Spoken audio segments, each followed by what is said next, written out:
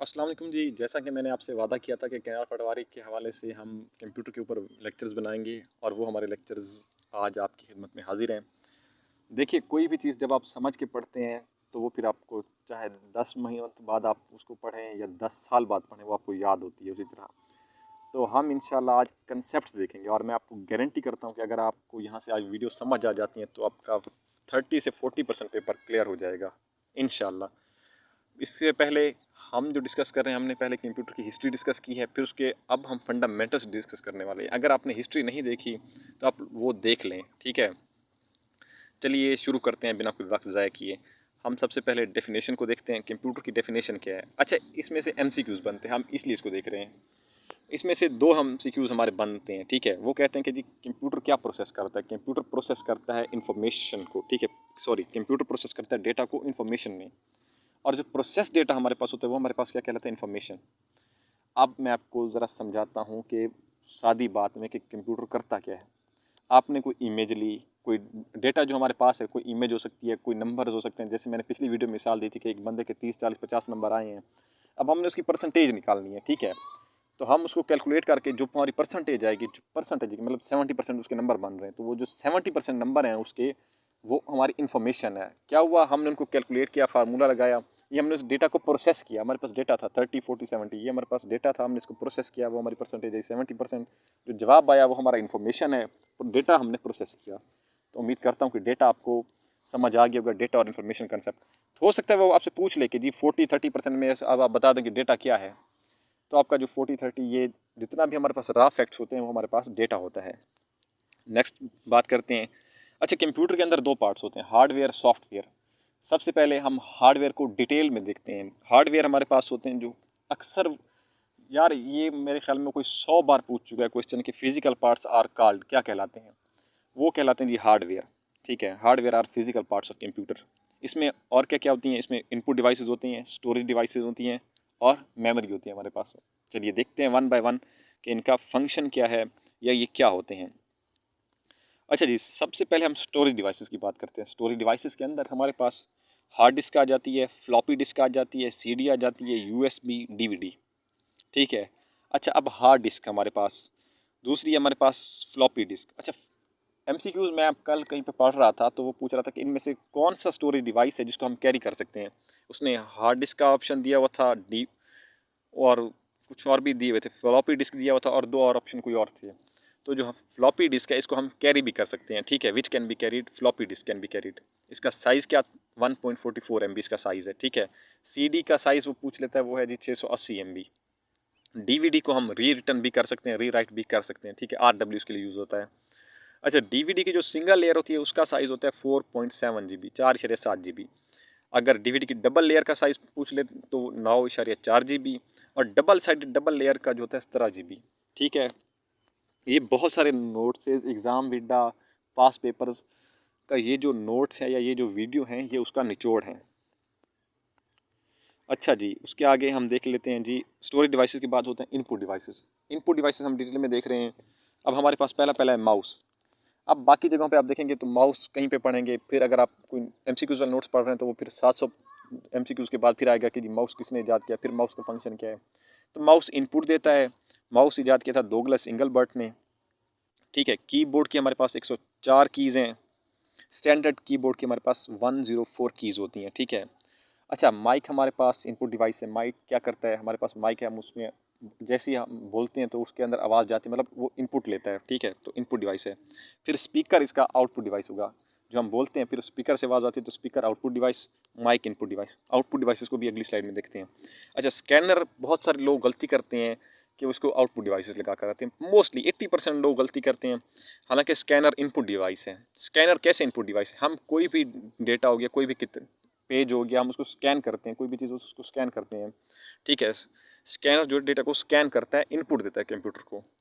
OMR होता है optical mark recognition for results के लिए होता है। MICR होता है चेक्स के लिए, जब आप बैंक वाले को देते हैं, चेक देते हैं तो एक मशीन में डालता है, वो मशीन में वो कोई आवाज़ आती है टू टू की, मतलब वो चेक को देखता है, पढ़ता है। MICR होता है मैग्नेटिकल इंक कैरेक्टर, तो चेक्स के ऊपर ख़ास किस्म की इंक होती है जिसे वो रिकग्नाइज करता है। तो MICR यूज़ होता है चेक्स के लिए। OMR जब आप PPSC के पेपर हल करते हैं तो बबल्स फिल करते हैं, वो जो बबल शीट होती है वो फिर OMR मशीन में जाती है, वो फिर चेक करता है, ठीक है। इसके बाद हमारे पास आउटपुट डिवाइसेस हैं जी, सॉफ्ट कॉपी। अच्छा, ये डिवाइसेस नहीं है, सॉफ्ट कॉपी और हार्ड कॉपी जो हमारे पास होती है वो आउटपुट होते हैं हमारे पास। ये ना हो कि अगर सॉफ्ट कॉपी आपने देखा है तो उसको आप इनपुट ही लगा दें। सॉफ्ट कॉपी और हार्ड कॉपी हमारे पास आउटपुट होते हैं कहाँ पे? मॉनिटर के अंदर। मॉनिटर क्या हमारे पास आउटपुट देता है हमें। फिर इसके बाद प्रिंटर भी आउटपुट है, प्लॉटर भी आउटपुट है, स्पीकर भी आउटपुट है, प्रोजेक्टर भी आउटपुट है हमारे पास। अच्छा, इसमें आउटपुट डिवाइसेस में एक बहुत ही अहम चीज़ जो है वो है प्रिंटर। प्रिंटर क्यों अहम है? प्रिंटर के हवाले से बहुत बार वो क्वेश्चन पूछ चुका है। प्रिंटर की दो किस्म होती हैं, एक होता है इम्पैक्ट प्रिंटर और एक होता है non impact printer. Impact printer क्या करता है? इम्पैक्ट प्रिंटर ये होता है कि जब भी कोई चीज़ पेज पे स्ट्राइक करती है और पेज की क्वालिटी इफेक्ट होती है, वो जो प्रिंटर की टाइप होती है वो हमारे पास इम्पैक्ट प्रिंटर होती है, जो पेज की क्वालिटी को इफेक्ट करे। अच्छा, ट्रिक ये है कि जैसे इम्पैक्ट मतलब असर करना, असर होना, तो पेज की क्वालिटी जहाँ पे असर अंदा ख़राब होगी या कोई इफेक्ट हो रही होगी तो वो हमारे पास इम्पैक्ट होगा, मतलब किसी चीज़ का इम्पैक्ट पड़ रहा है, तो पेज की क्वालिटी इफेक्ट हो रही है। वो पूछ लेगा जी dot matrix is example of impact printer non impact printer, और आप ऑप्शन दे देगा ABC, मतलब बोथ A एंड B या फिर नन ऑफ दीज। तो ये हमारे पास इम्पैक्ट प्रिंटर है। इम्पैक्ट प्रिंटर की मिसालें क्या हैं? डॉट मैट्रिक्स, लाइन प्रिंटर और डेजी व्हील प्रिंटर। एक बार फिर सुन लें, इम्पैक्ट प्रिंटर वो प्रिंटर होता है जिसमें पेज की क्वालिटी इफेक्ट होती है। नॉन इम्पैक्ट नाम से ही जाहिर है कि नो इफेक्ट, जिसमें पेज की क्वालिटी इफेक्ट ना हो। उसकी मिसालें हमारे पास लेज़र, थर्मल और इंकजेट प्रिंटर। और इस वक्त सबसे ज़्यादा अच्छी क्वालिटी वाला और फास्टेस्ट जो है वो लेज़र प्रिंटर है, ठीक है जी। ये उम्मीद करता हूँ प्रिंटर का कंसेप्ट आपको क्लियर हो गया होगा। अगर आपको वीडियो अच्छी लग रही है तो सब्सक्राइब कर दीजिएगा। खैर, मेमोरी है हमारे पास। मेमोरी की हमारे पास दो किस्म की होती है, रैम, रोम, ठीक है जी। रैम हमारे पास होती है टेम्परेरी और वोलाटाइल। तो पूछ लेता है कि इनमें से कौन सी वोलाटाइल है, रैम, रोम। तो रैम जो होती है रैंडम एक्सेस मेमोरी, ठीक है, ये टेम्परेरी होती है, जब जैसे आप कंप्यूटर ऑफ करते हैं ये डेटा चला जाता है हमारे पास।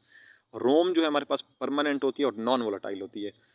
रोम को अगर आप बंद भी कर दें तो आपका डेटा लॉस, सॉरी, कंप्यूटर अगर आप ऑफ भी कर दें तो रोम वाला जो डेटा है वो लॉस नहीं होता, ठीक है।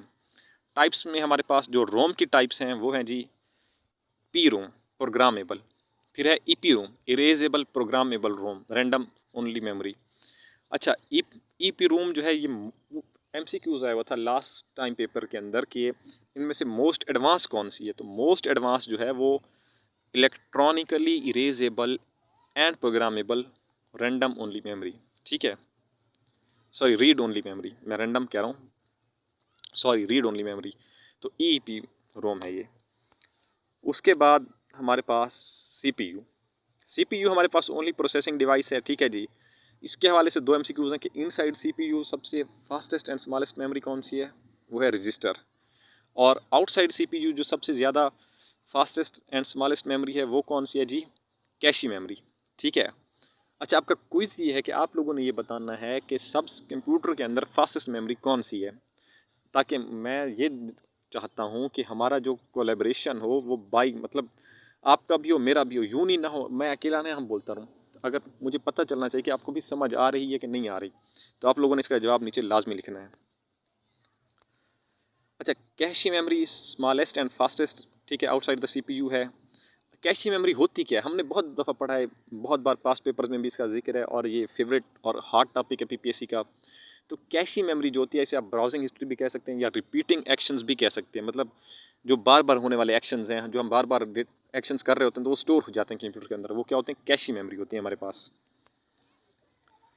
अच्छा, रजिस्टर क्या होता है? रजिस्टर जो है smallest and fastest inside CPU, और इसके अंदर इसकी भी रजिस्टर की फिर बहुत सारी टाइप्स हैं, ठीक है।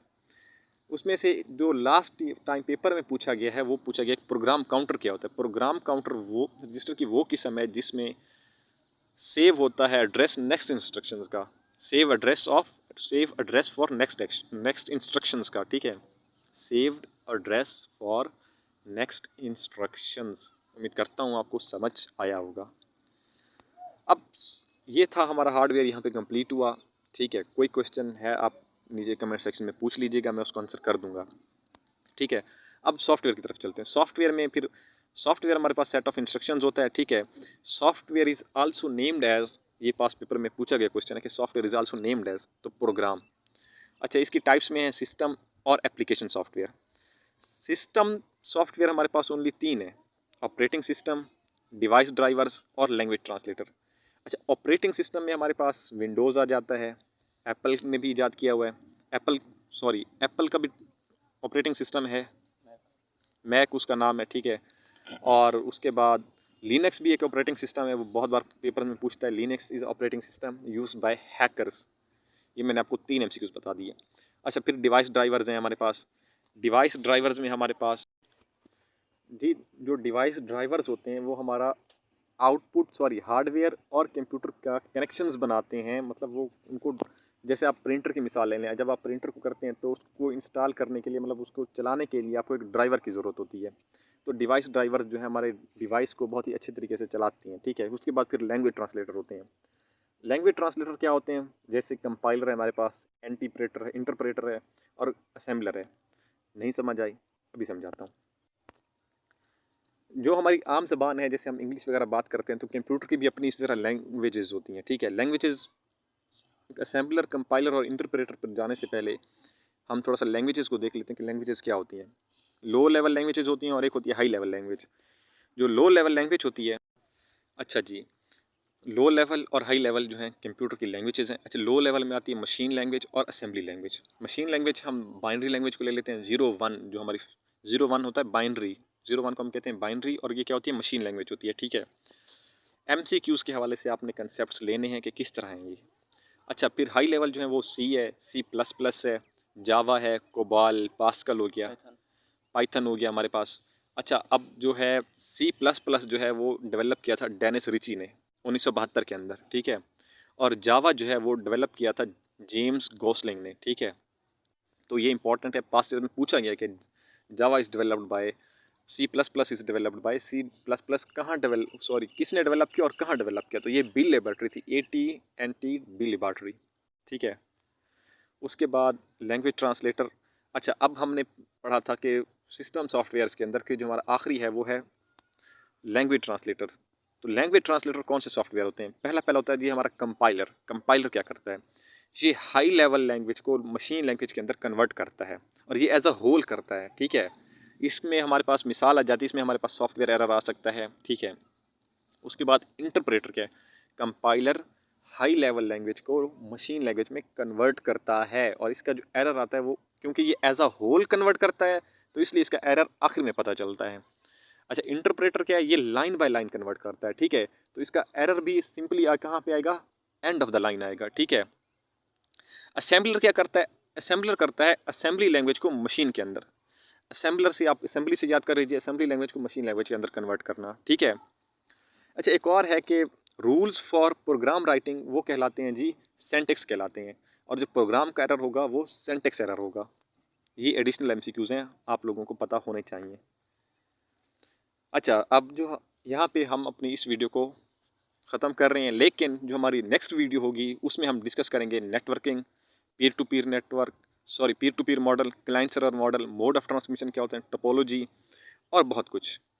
लेकिन उसके लिए आपको चैनल को सब्सक्राइब करना पड़ेगा, ताकि आपको लेटेस्ट न्यूज़ मिलती रहें, लेटेस्ट वीडियोस पता चलती रहें। सब्सक्राइब कर दें और बेल आइकॉन को भी क्लिक कर दें, ताकि आपको कंप्यूटर के मुतालिक लेटेस्ट वीडियोस भी मिलती रहें। उसके अलावा पाकिस्तान अफेयर्स और इंग्लिश के ऊपर भी हम वीडियोस का सिलसिला बहुत जल्द शुरू करने वाले हैं। तो अगर आप चाहते हैं कि कंसेप्ट वाइज स्टडी करना, तो हमारे चैनल को सब्सक्राइब कर दीजिए। शुक्रिया।